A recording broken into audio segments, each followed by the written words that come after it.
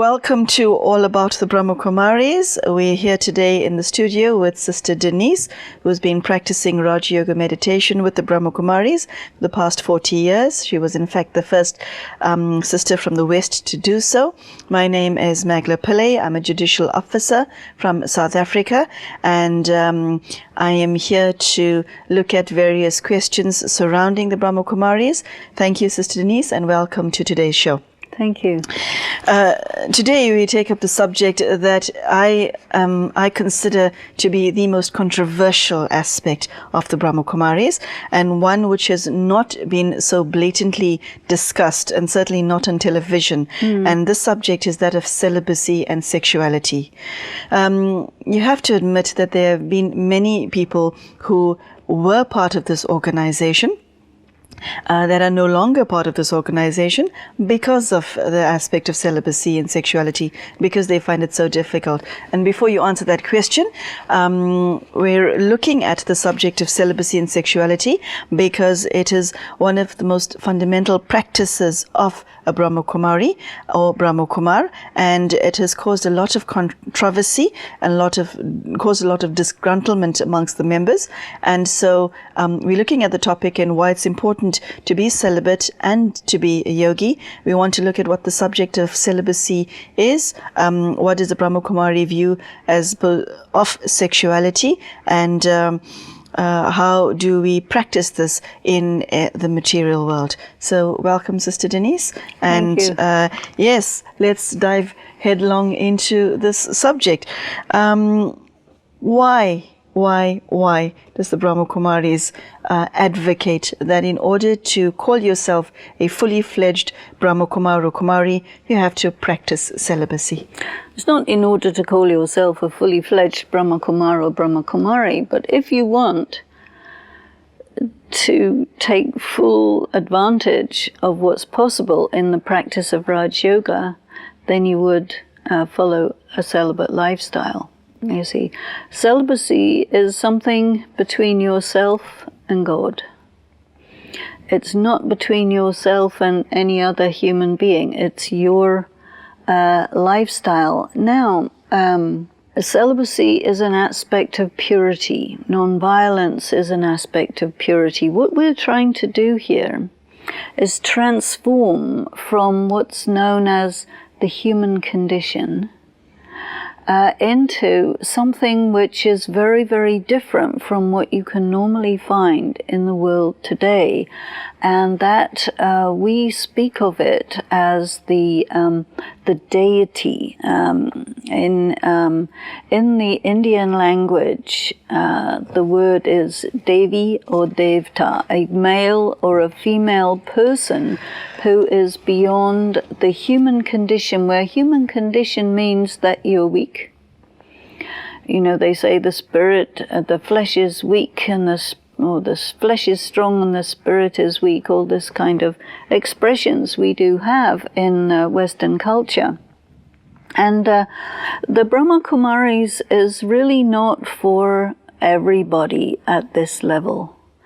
I think that when it was first started, one of the things that Brahma Baba, the founder, wanted was that in the society of India at that time, and still now, women did not have the possibility of leading a fully spiritual life if they wanted. They did not have any rights to choose what kind of life they would lead, whether or not they would get educated. All of these choices are denied to women.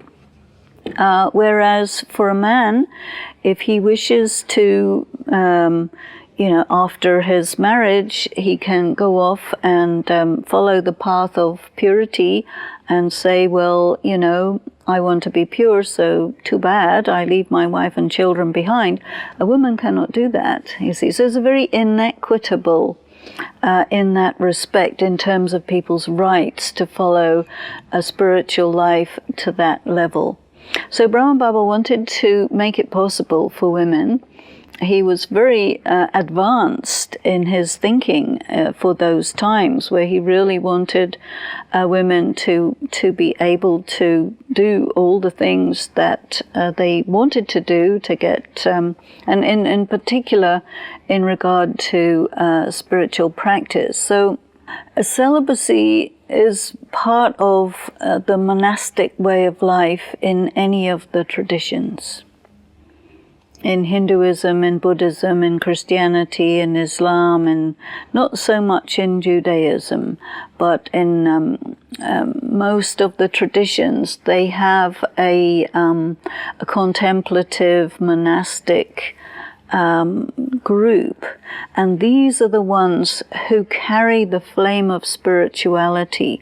The lay people are not expected to do that, but there are some in the lay community who will follow the lifestyle of celibacy. And there are some quite well-known people, historical figures, who also found that this was good. If you go back to the Greeks, the Pythagoras and all of these people, the great philosophers and the philosophical schools, everybody had to be celibate for 3 years before they could even begin to learn philosophy. That was in those days. And so it was generally considered that if you want to develop yourself intellectually as well as spiritually, celibacy was an integral component of that. And so in Brahma Kumaris it is also the case that if you really want to be completely soul-conscious, bodiless, all of these practices that we do, they're quite incompatible with the motivation behind sexuality and celibacy. And of course, people who find difficulty with it, they say, yes, I want to develop myself spiritually, but I can't because the pull of the body is too much for me. So then what they would need to do is really decide, well, do you really want this?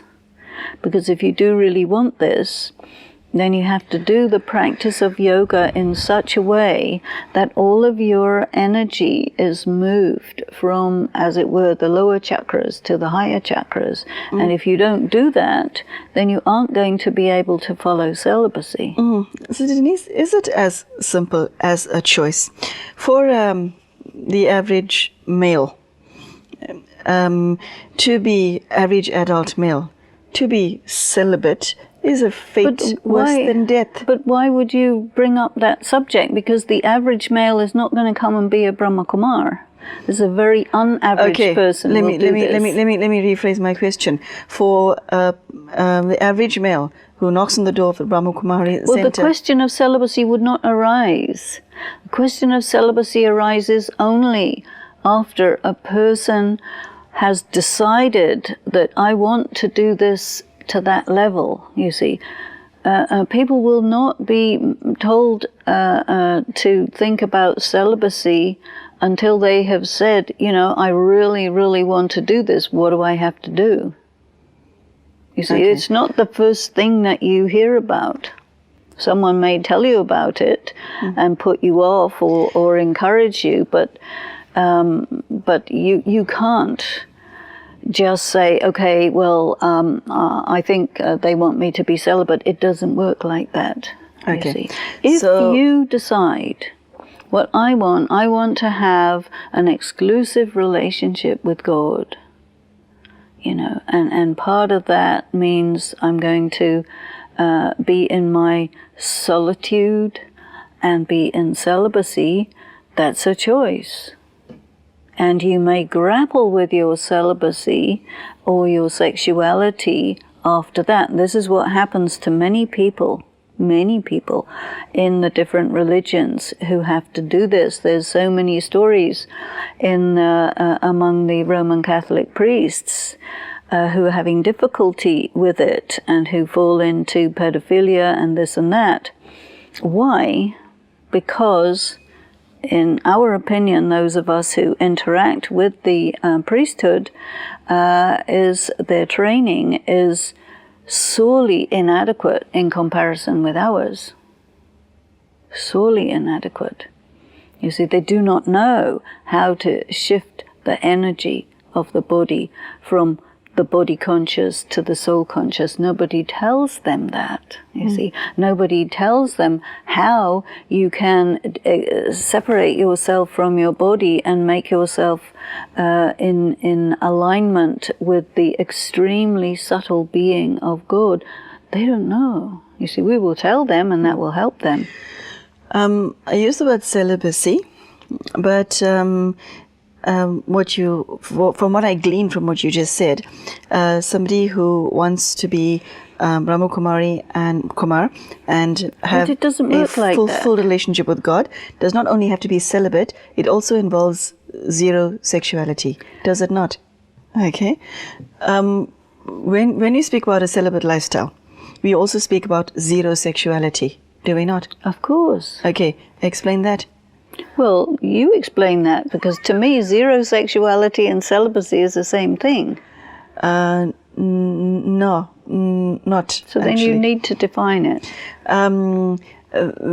Somebody can be celibate, in other words, not have a sexual relationship with another person. Well, that's not celibate. What is celibate then? Celibate means that anything to do with sexual stimulation, emotional involvement, emotional dependency on someone, all of that, you say, no, I want to go beyond that. Okay, so is that how you define celibacy? Yes. I see. So to stop having sexual relationships is the first step. And thereafter? And thereafter, the mind.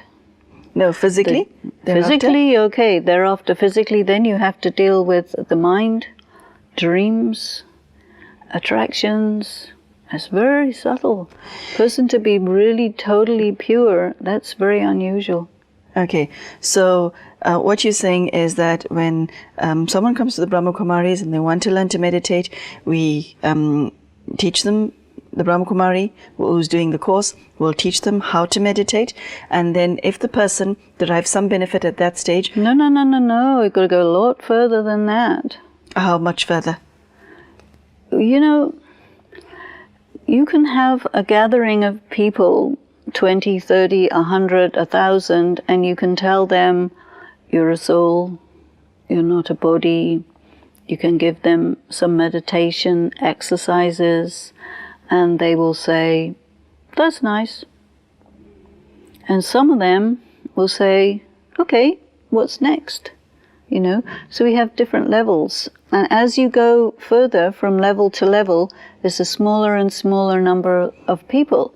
Many people are satisfied with the very basic ideas and a little bit of meditation exercise.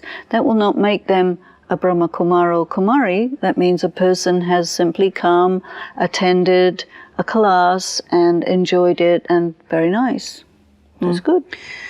There have been many in the within the Brahma Kumaris community who wanted to be celibate, who tried to be celibate, but who struggled.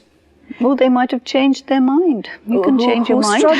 Who struggled because celibacy also implies that you're alone.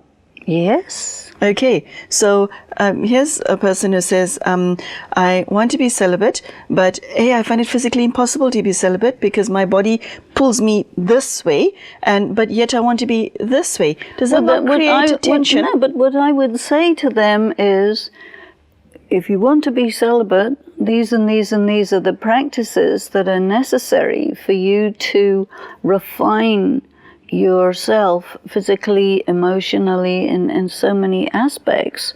If you just say, I want to be celibate, but then I don't want to be celibate, well, you decide.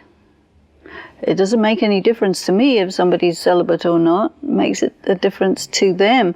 You see, okay. Your life is your life. Can I play devil's advocate? Okay. Mm-hmm. it has been said, and you may, I know you might disagree with me, I'll say it anyway. It has been said that you don't actually choose who you're attracted to.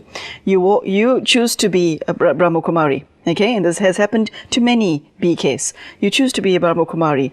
Then you see some hot person walking by and you think everything except spiritual thoughts. Okay, then your mind, and you react mentally, you react physically, you react sexually. Well, okay? It depends. Then you're thinking about that person for the next 10 years. Well, fine. Then you go and have a nice time with that person. It doesn't make any difference to anybody else. Do you see what I'm saying? A person, if you get attracted to somebody, then you go and follow that attraction. And why wouldn't you, you see?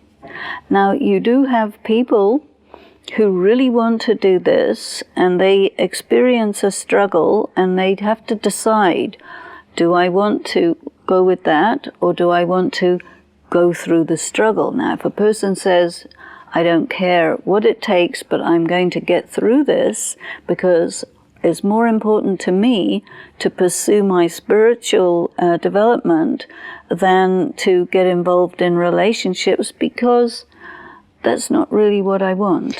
Then they will be assisted. Is it a struggle for most Brahma Kumars and Kumaris? I don't know what is the percentage. I think these things are quite private and not generally spoken about, especially not in a public forum. It's a matter of decorum more than anything else. But people, when they come into a spiritual practice, if you remember the idea of the cycle, the golden age, the silver age, the copper age, the iron age. So when you come into this practice, you come with a lot of karmic accounts, a burden of negative karma on your head, and it is made very clear to you that this is the thing that you have to get through. Do you think you are up for it? And a person can say, yeah, I think I'm up for it. And then after a while, they may find, oh, no, it's too hard. I think that's it. That's all I can manage. So, okay, very good. There may be someone else. And then they leave. But that's okay. That's all right. We're not in the business of getting lots and lots of people. That's not the aim. What is? The aim is to facilitate. If somebody wants, then we will give them all the information, all the support, whatever they need. But you cannot do somebody's struggle for them. You can mentor them, you can be a friend to them, you can listen to them, you can accompany them, and we do that. But you can't do it for someone, and you can't force someone. Okay. This is what I say, you're really on your own. At every step, you have to choose, am I going to go forward or am I going to give up? Okay. One Suzanne Jacobs from Australia or one Susana da Silva from Portugal wants to learn to meditate. But there's a Mr. Da Silva with whom she's been happily or unhappily married for the past 10 years. Yes. She wants to be a Brahma Kumari because she loves the lifestyle. And there's the husband sitting at home wondering, excuse me, I had a wife. now I have a person and wife sitting in my lounge. What happened? What happens if you want to be Brahma Kumari and then you're married? Unhappily or happily, does it not mean that you're now breaking up the marriage? Every person's married life is unique. The quality of relationship that the husband and wife have with each other, the quality of communication, it varies enormously from couple to couple. And there are majority of the people who are in Brahma Kumaris are married and in couples. The people who are, single, like myself, I'm single, there's no responsibilities that I have to fulfill in terms of family. And so I'm free to do this. But somebody who is in a marriage, the Brahma Kumaris will say, well, you have a duty. You have to be at home. You have to take care of your family. And if you if you want to do this, you can do this and still stay within your family, but you have to negotiate that with your family. And there are some wives whose husbands are very... Yes, you have to negotiate. I know that there are many people who say, my husband is very happy for me to do this. Or you get couples who say, okay, one wants to be celibate, the other doesn't. Then they decide, how they're going to handle it. They may decide to separate, they may decide to stay together. It just varies enormously, and it has to be on a case-by-case basis, and people have to decide for themselves. But nowadays, what we're finding is mostly people are not so keen to get into the practice at this level. I think the number of people who wanted to do it is pretty much completed. Now you get a lot of people who want a little bit of meditation, a little bit of soul consciousness, a little bit of nice advice, and they're happy with that.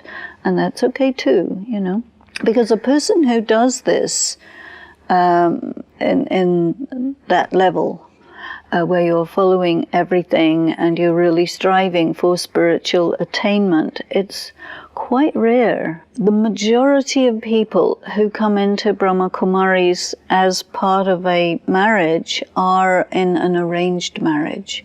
So the question of, darling, I love you, does never arise. You're told when to have sex, when to have children, when to abort by, the elders of the family. So the question of romantic love is really the modern Western couples, which is not the majority of people who take up this. People who say, they'll say, okay, I'm looking for truth, and they'll say, okay, yeah, this suits me, let me go further. Oh, you want to be celibate? Oh, I'm celibate. Well, let me think about that. So now people come, and nobody comes looking for the package of what we do. They come looking for something, and they find a bit of this and a bit of that and a bit of that, and they put it all together, and they either say, this suits me, this fits, and then they will take on board more and more pieces. Another thing that happens is the question of karmic accounts. Now, karmic account is between souls, to do with unfinished business from ancient times. And as you mentioned earlier, you may suddenly find somebody who you are totally attracted to. In our vocabulary, we would say, this looks like somebody's got a karmic account, and you'll be strongly attracted, and it may take a sexual form, and then once you're fully tied up, then it turns and you become strongly repelled, and there's a lot of suffering in the relationship. So this we describe as a karmic account, and that is a very unpleasant thing because it involves suffering. So part of the spiritual lifestyle that we do involves that if you do find some strong attraction and you say to yourself, this looks like a karmic account, I could either get caught up into it and I know where it leads because I've studied, or I could, with the power of yoga, neutralize that powerful energy of attraction, and then you don't have to go through all of that process of attracting and then repelling and then get back onto your track. What happens to somebody who decides to follow the lifestyle, but who also has a very intense and primal need to be a parent? Well, they have to decide what they want to do. You see, you may have within yourself conflicting desires or needs, and then you have to choose, because whatever you do because you decided to. You have to take responsibility for that. You can't say, well, I want to be celibate, but, my primal need was too much, so I couldn't, so, it's your fault. No, nobody's going to buy that. You decide what you're going to do, you do it. the Brahma Kumaris provides the information, the environment, the encouragement for a spiritual practice to those who want to take it up. Okay. There are a number of Brahma Kumaris across the world and Brahma Kumaris who are parents to young children, teenage children. What is the impact of having celibate parents on a child? It varies. I think it'd be useful for you to talk to some of those young people. And I also do that. And I find that there's a variation. And it depends very much on how the parents present their practice to their children. There are some parents who keep it really secret, and then the child doesn't have access to it, which I don't think is very healthy. Then there are some who impose it on their children, which is equally unhealthy. You get many families, as the children are very young, they go along with what their parents are doing, like any very young children, and when they get into their teens, and they decide they want to carry on like this, or they want to go off and do other things, or they want to have a look around and come back later, or there's every possible variety of way. But I think it's important to be open and transparent and discuss things with the children. And I again use this word negotiate, because, you may say, okay, this is a vegetarian household, and your child may say, well, I want to do hamburgers. Well, the parent may say, well, do hamburgers outside. So that's one form of agreement that they could have, which is valid, But very much, I think, at every step, whenever there is a matter under discussion, you have to negotiate it and arrive at something that's workable, so that there can continue to be harmony in the family. Because that's our responsibility to each other. Okay, thank you, Sister Denise. For those of you who have been listening riveted to this program, and I hope you were, we've come to the end of the discussion of what is celibacy and zero sexuality, as defined by the Brahma Kumaris as a community.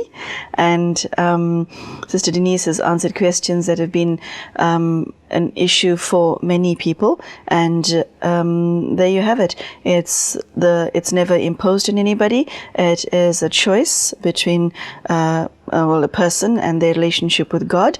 And as Sister Denise said, no one holds a gun to your head.